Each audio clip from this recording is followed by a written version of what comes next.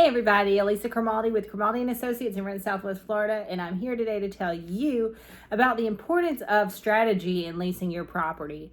So there's a lot of things that go into it. I know a lot of you guys are either already under contract on a home that's pre-construction, you might be considering purchasing an investment property, or maybe you decided to transition from selling to leasing your property for the upcoming season. So just a few things to think about as you do that. And before we do, I just wanted to remind you to be sure to like our channel, subscribe, and hit that little bell, because when you do that, then that's going to send you notifications of our new videos so you can stay up to date on all of our great content. So let's dive right in. So there are 5 things that I would say you need to consider whenever you are leasing your property. And first and foremost, it's timing, right? So maybe you're under construction, maybe you're out shopping for a resale and you're trying to decide, what does that timing look like? When should I start promoting my property? And you know, a lot of people think that you don't have to. All right, so here we go. There are 5 key things that you need to consider whenever you are getting ready to lease your property. And first of all is timing. So, you know, a common misconception is that you don't want to start advertising your property until you've actually closed. And that makes a whole lot of sense logically, but strategically, which is what we're all about, that's probably not the best thing that you want to do. So we have owners that contact us, you know, 9-12 months in advance whenever they're going to contract on their pre-construction home, and you know, we already have a list. And so for us, the way that we work is, you know, we keep an eye on those buildings because we work very closely with construction, so we can kind of speculate when those buildings are actually going to close. Because let's face it, in today's market, you might have an estimated closing date, but that does not mean that's when you're going to close necessarily. So, you know, with all these construction delays and supply chain issues, you know, it could be 1, 2, 3, 6, 12 months later. Not really 12, but a lot later. So staying on top of that is very important, because let's say you got an estimated closing date of, I don't know, October 1st, let's say. And so in your mind, you're like, the contract says the estimated closing date is October 1st. Well, in reality, you're going to think, oh, that contract says I am going to close on October 1st. And so you start making those plans accordingly. So let's say you line up a tenant to move in October 15th without keeping track of the progress of the property. And then what's going to happen? October 15th is going to come and go, and that place is nowhere near ready. So you're not even going to be able to hold on to that tenant because, you know, maybe that property is not going to be done for another 60 or 90 days. So it's important to keep track of the timing. And then once you see it, the home is reaching certain benchmarks, then that's whenever you can really gauge, okay, you know, we're really probably 60 days from closing. And so you can start pre-marketing. And then once we're 30 days from closing, you get that closing, the final, the closing sheet to notify you of when you're going to do your walk-in closing. Then maybe that's whenever you really start hitting it hard if you haven't already secured a tenant. So timing is super important because you don't want to put yourself in a position where you backed yourself into a corner. Maybe you took somebody's security deposit and it's not going to be ready, and there's really no repercussions for that. So you need to make sure that you're keeping track of the timing. Number 2, preparation. So what do I mean by preparation? Well, that means obviously there are certain steps that need to be taken to prepare for your new home. So maybe if you're going to rent it unfurnished, for example, sometimes people think, okay, I'm just going to close on it and then the new person's going to move in. And that doesn't work, because there are things that you need to do, such as we need to get some lights and fans in the bedrooms, because these units don't come with that. So imagine if you moved in and there was no lights and it's miserable, like that's not going to be a good situation. So you want to make sure you have that. Also, if the property isn't pre-leased whenever you close, it's really important to have that lighting because the home shows so much better. And, it truly is, more move-in ready. So also, there's no blinds on the sliders, so you're going to need to put those in. There's certain things that need to be taken depending on your community. If cable and internet are included, then you're going to want to go ahead and pre-schedule to have that done. Because what happens, let's take a condo building. So imagine you've got 30 people that are literally closing on the exact same day. Well, they're all going to want their stuff done as soon as they move in, right? Or as soon as they close. So you want to be proactive and make sure that you're pre-scheduling so that you get those prime appointments before they're all gone, or else you're going to be waiting weeks for those installation appointments to happen, right? So that's just one great example. Also, if you are going to be renting it furnished, so some of you guys are going to use it as a vacation rental, or maybe you're going to use it even for yourself or whatever. So you want to make sure that you go ahead and start pre-shopping. And that doesn't mean do not do this. Do not do this, okay? Some people will order everything. They get so excited. They order it all. They deliver it all to their house in Michigan. And so basically your home up north becomes a storage unit. So number one, that's all cluttering everything out. But then you got to get it down here, and that's super duper expensive to do. So don't do that. Don't do that. You hear me? So what you want to do is maybe create a spreadsheet, create a shopping list of all the different things that you're interested in, because like, let's use Wayfair, for example. So if you go onto Wayfair and you pick out a living room set or whatever, so if you put that in your cart, and that's the only thing that you have there, whenever you get your closing notice and you know that you're going to be closing in the next, 3 or 4 weeks, you're going to go into that cart and you're going to go start shopping, and you'll time it right so that way the stuff can just be delivered straight to your place, right? Well, if you don't have backups in that list, then you're going to be spending a whole lot of time trying to replace that, because what's on Wayfair in your cart today will likely be out of stock next month, for example, right? So you want to make sure that you have alternates so that way it makes it seamless. So if you plan accordingly, you can go ahead and get everything lined up in your list and then be ready to hit purchase whenever it's time. Be sure to have, if you have somebody local that can receive those, or if you're going to come down, like let's say a lot of people that are furnishing their units, they plan to come down for, 2 weeks after they close, right? So make sure that you're timing it so that you can receive all those, because if you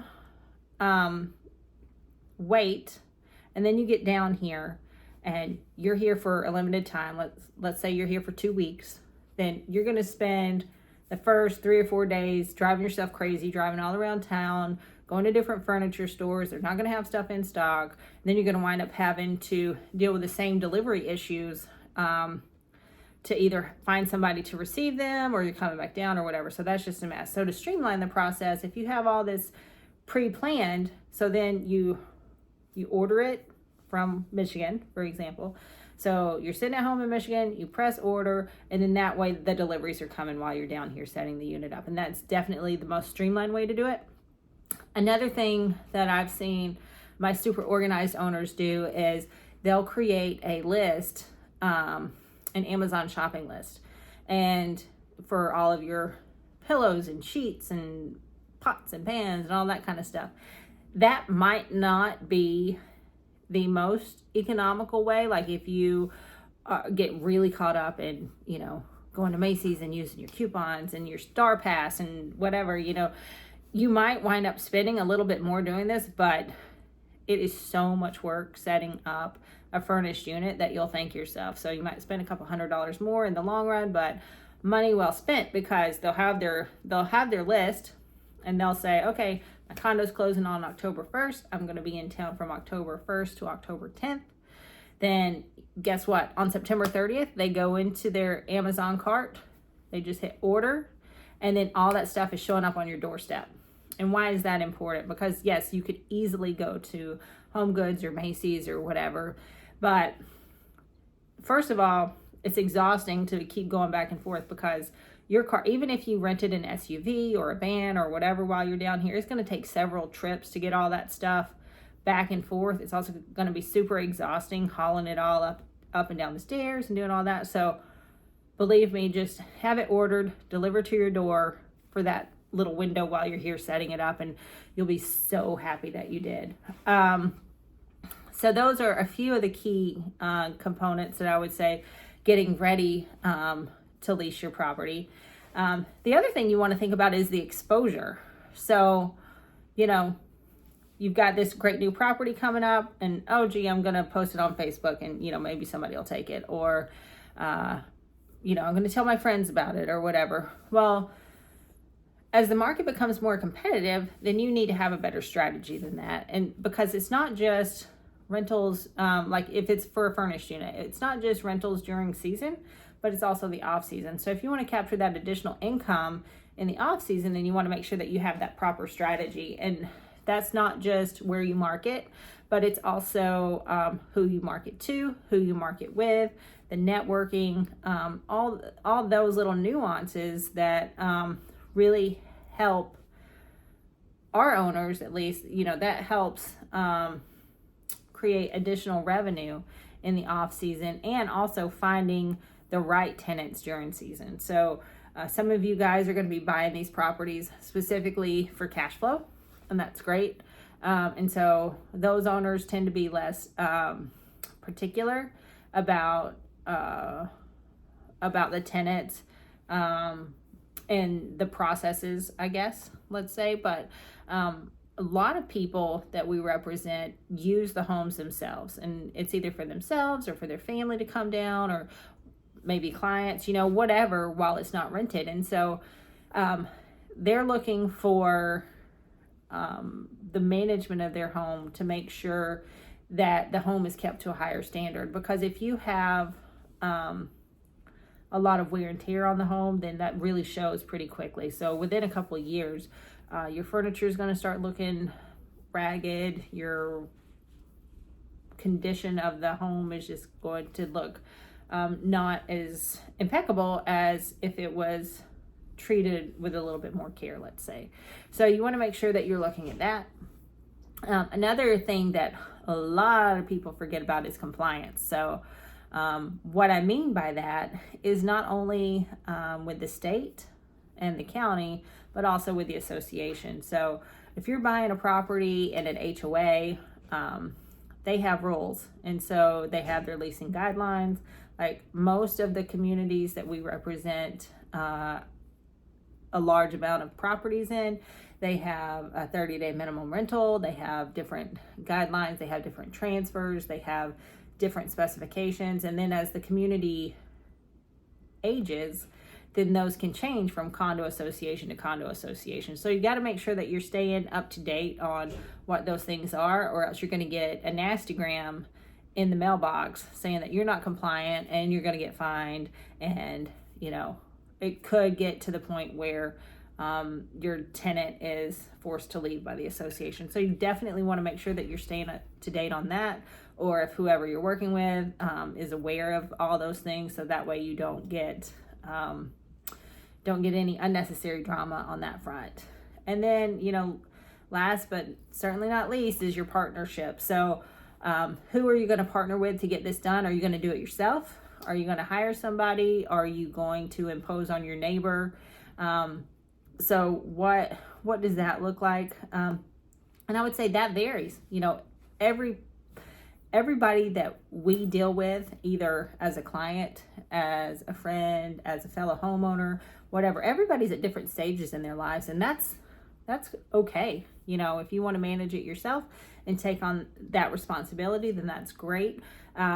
There's things that you need to make sure that you're aware of, because I have seen in the past where, let's say you've got Bobby and Susie and they're friends up north, and Bobby lives here, Susie lives up north, and she decided to buy a property in the same community, right?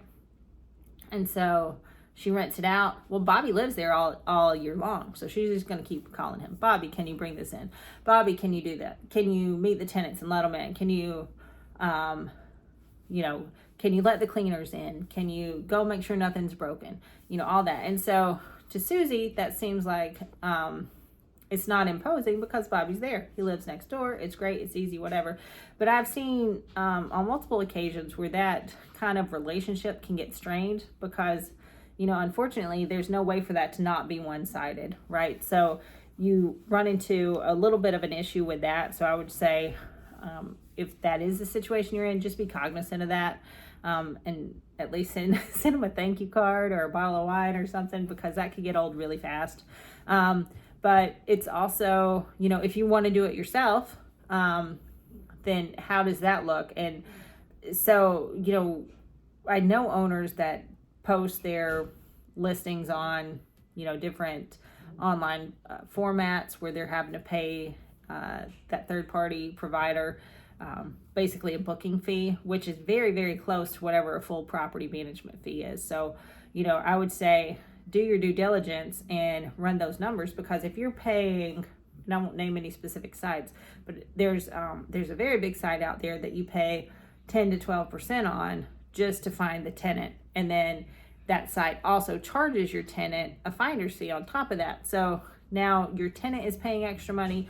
You're paying almost the same as it would cost to have it fully managed, and that's only to get the tenant in there. So on top of that, you got to deal with screening to make sure that there's no background issues or credit issues to be concerned with.